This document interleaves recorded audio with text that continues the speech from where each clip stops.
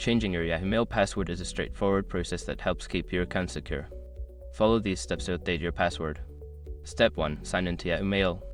Open your web browser and go to the Yahoo Mail login page. Enter your email address and current password to access your account. Step 2. Access account security. Once logged in, click on your profile name or icon in the top right corner. From the drop-down menu, select Account Info and then click on Account Security. Step 3. Select Change Password.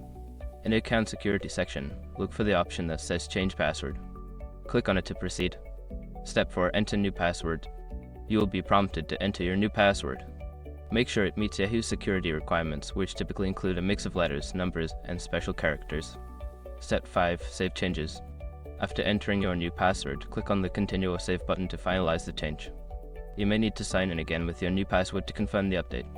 Make sure to remember your new password and consider using a password manager for added security.